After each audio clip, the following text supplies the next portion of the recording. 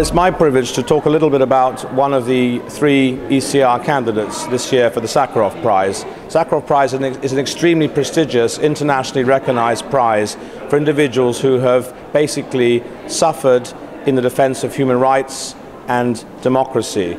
And my candidate is a Vietnamese Roman Catholic priest, Father Nguyen Van Ly, who is an elderly man now in his 60s, who has spent the best part of 20 years in jail, imprisoned by a brutal communist dictatorship in Vietnam, who are a one-party state, who will not tolerate Buddhist or Christian minorities or their priests or monks if they are active in terms of demanding more freedom, more democracy, better standards of human rights in their country.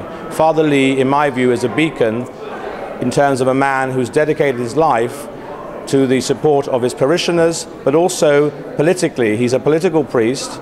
He has worked for Bloc 8406, which is a cross-party alliance of individuals both from civil society, from a political background, and from religious minority backgrounds, demanding from the authorities more freedom, more human rights, and free and fair elections.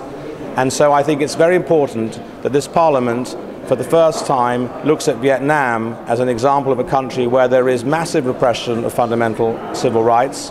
We have never had a Vietnamese candidate. We've had many other parts of the world, but never, from, as far as I know, from Southeast Asia. And I think this is Indochina is a particular block of countries where a Vietnamese candidate, such as Father Ly, who is an excellent example in the fight for democracy and freedom.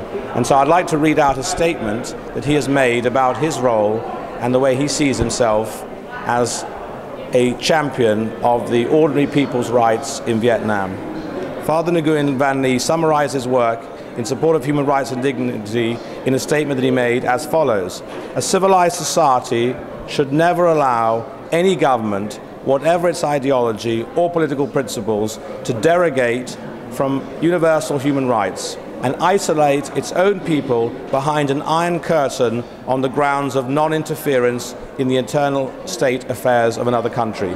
This is a defense, in my words now, that the Chinese People's Republic of China and Vietnam, which are two of the most isolated communist dictatorships now in terms of their unresponsiveness to concerns about human rights in their country. So I would say Cuba, North Korea, China, Vietnam, Laos are examples of communist dictatorships where people are still suffering and do not enjoy the same freedoms that we do in the Western world. And I think that Father Nguyen Van Ly would be an excellent candidate for this year's Sakharov Prize.